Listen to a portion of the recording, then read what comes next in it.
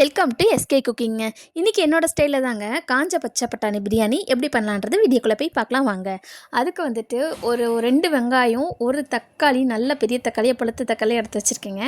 ஒரு கைப்பிடி அளவு புதினா, கொத்தமல்லி, ஒரு 4 பச்சை மிளகாய் எடுத்து வச்சுருக்கேன்.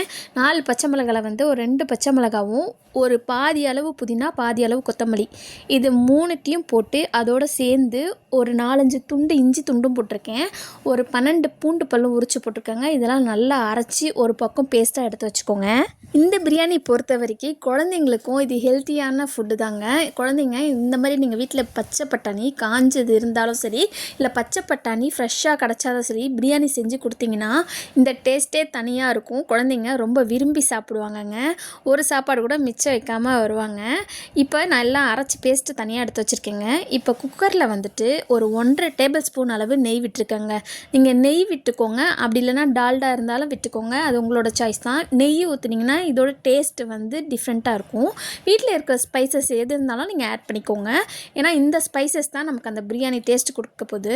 இப்போ நம்ம கட் பண்ணி வச்சுருக்க 2 வெங்காயத்தை வந்துட்டு நீட்டு வாக்கத்தில் கட் பண்ணியிருக்கேன். அதை வந்து இதில் போட்டுக்கிறேங்க. நல்லா வதக்கிக்கோங்க. இப்போ 2 தக்காளி பழத்தை நல்லா நீட்டு வாக்கத்துலேயும் கட் பண்ணி அதையும் இதில் சேர்த்துருக்கேன். அந்த வெங்காயத்தோடையும் அந்த 2 பச்சை மிளகாவும் நான் ஆட் பண்ணிட்டேங்க. அதை நான் சொல்ல மறந்துட்டேன்.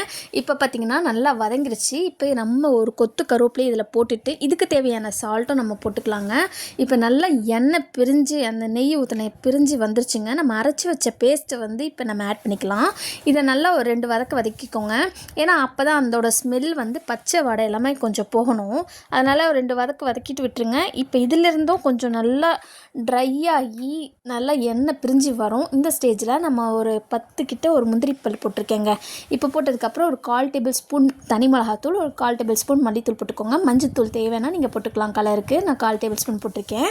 இப்போ 1 டேபிள் ஸ்பூன் புளிப்பில்லாத தயிர் ஆட் பண்ணிக்கலாங்க. இப்போ காஞ்ச பச்சை பட்டாணி வந்து ஒரு கப் அளவு நான் வேக வச்சு தனியாக எடுத்து வச்சுருந்தேன். அதை இப்போ நான் சேர்த்துருக்கேன். இதுக்கு வந்துட்டு அரிசி 1 பங்குனா தண்ணி வந்து 2 மடங்கு வைக்கணுங்க. இப்போ நான் அரிசி 1 கப் அளவு எடுத்துருக்கிறதுனால 2 மடங்கு தண்ணி வச்சுருக்கேன். இப்போ நல்லா தண்ணி கொதிச்சிருச்சு. இந்த ஸ்டேஜில் வந்து நம்ம அரிசியை நல்லா போட்டுக்கலாங்க. போட்டு சிம்லேயே வச்சுருங்க.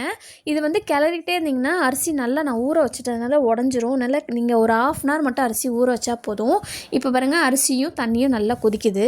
இந்த ஸ்டேஜில் ஒரு 1/2 லெமனை பிழிஞ்சு விட்டுருங்க. நல்லா கிளறி உப்பு காரம்லாம் இப்பயே பார்த்துருங்க. கம்மியாக இருந்ததுன்னா உப்பு அப்படியே சேர்த்துக்கோங்க. இப்போ குக்கர் மூடி போட்டு ஒரு 2 விசில் போட்டு எடுத்திங்கன்னா நம்மளோட பச்சை பட்டாணி, அதாவது காஞ்ச பச்சை பட்டாணி பிரியாணி சூப்பராக ரெடியாக இருக்குங்க. இந்த டேஸ்ட் அல்டிமேட்டாக இருக்கும். இந்த மாதிரி வீட்டில் செஞ்சு பாருங்கள். இந்த வீடியோ பிடிச்சுன்னா லைக் பண்ணுங்கள், ஷேர் பண்ணுங்கள், கமெண்ட் பண்ணுங்கள், சப்ஸ்கிரைப் பண்ணுங்கள். கூடவே பெல் பட்டனை கிளிக் பண்ணுங்கள். நீங்களும் இப்படி தான் பண்ணுவீங்களான்றதை கமெண்ட் பண்ணுங்கள். பாய்.